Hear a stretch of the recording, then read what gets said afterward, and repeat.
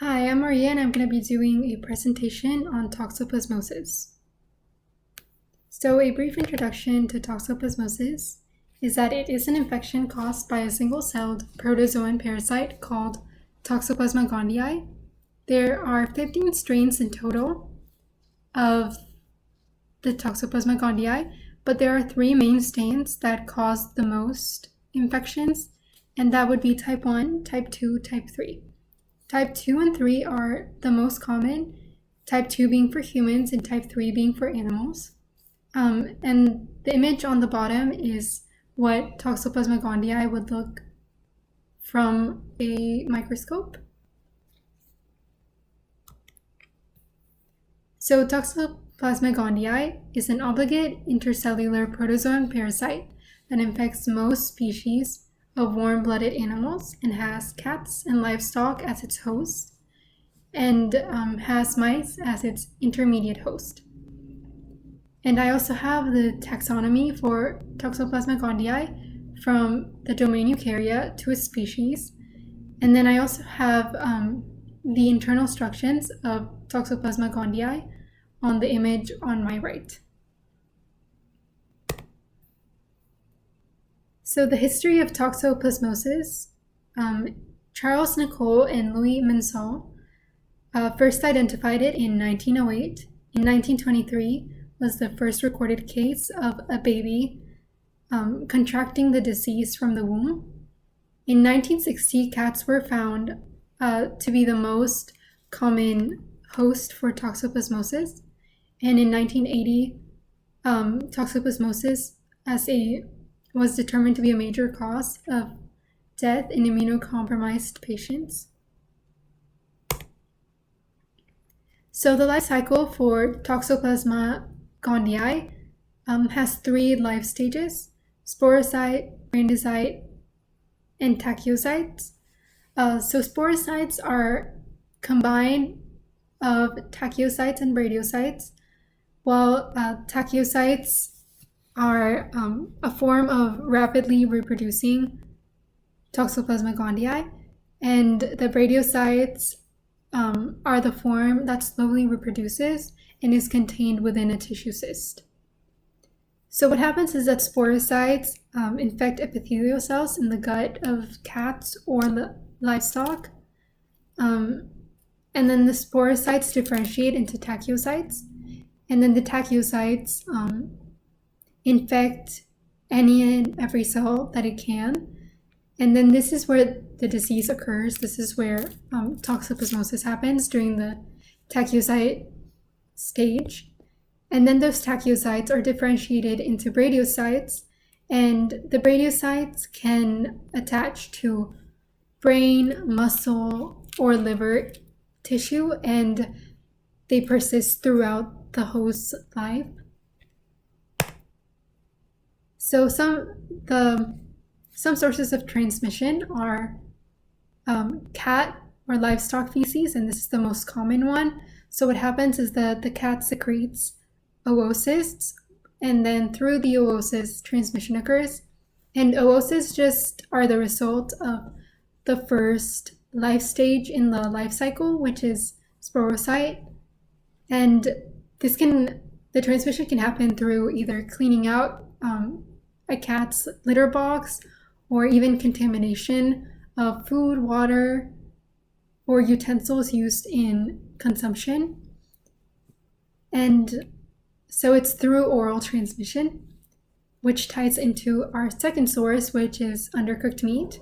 And the meat usually has tissue cysts in it, and that's what causes the transmission, the ingesting of those tissue cysts. And this mostly occurs in pork. There's also horizontal transmission, and this is through medical procedures such as organ transplants, or very rarely blood transfusions of an infected person. Vertical transmission, it occurs from mother to child, and this can result in a specific type of toxoplasmosis known as congenital toxoplasmosis, which is also why vertical transmission is sometimes referred to as congenital transmission. Congenital toxoplasmosis results of primary infection with Toxoplasma gondii during pregnancy, in which the transplacental passage opens during the tachyocytic stage and infects the fetus. So during the first trimester, transmission is relatively low, with about 20%, but increases by the end of pregnancy to around 80%. In early stages of pregnancy, it is most common to get severe infection, and this is usually during the first trimester and a week into the second trimester. And this can result in spontaneous abortion, which is miscarriage, hydrocephaly, and mental disorders. And then during the last trimester, the baby will most likely be born asymptomatic. However, it has been shown that those babies in adulthood can develop vision problems, and sometimes blindness can occur. Diagnosis is not usually used for toxoplasmosis, but it can be used on pregnant women through serologic testing to find IgM antibodies, or diagnosis can be made through biopsy stains. And the triad of symptoms are chorioretinitis, which is that first picture with the eyeball, and chorioretinitis is just inflammation of the choroid, which is the lining of retina deep in the eye. And then there's also hydrocephalus, which is the middle picture, and that's an abnormal buildup of cerebrospinal fluid in the brain. And there can also be intracranial calcification, which is that picture on my right. So the immune response to toxoplasmosis requires both innate and adaptive immune responses. The immune system uses enterocytes, monocytes, dendritic cells, macrophages, natural killer cells, and neutrophils. The monocytes play a key role in mucosal immunity. The dendritic cells are used to process for antigenic presentation, and neutrophils secrete IL-12, which can directly kill the parasite. So some symptoms of toxoplasmosis. Most healthy people infected with Toxoplasma gondii are asymptomatic, but can experience flu-like symptoms and have muscle aches and pains for up to a few weeks. However, there are some cases of healthy people getting toxoplasmosis and having symptoms such as fever, aches, fatigues, and blurred vision. Those most at risk of developing severe toxoplasmosis would be babies born to a mother who was just infected before the pregnancy or during. Before the pregnancy would be usually 1 to 2 weeks before. If it's anything before that, doctors aren't worried about the transmission. Also, individuals with immunocompromised systems, such as especially those with HIV and AIDS, and also individuals undergoing certain types of chemotherapy are at severe risk of developing severe toxoplasmosis. So prevention and treatment. Prevention is just regularly and safely cleaning out cats' litter boxes. The CDC usually tells people to wear gloves when cleaning out the cat litter boxes. Also hand washing, using safe internal cooking temperatures, or just fully cooking your meat, especially pork, and then washing all fruit and vegetables before consumption.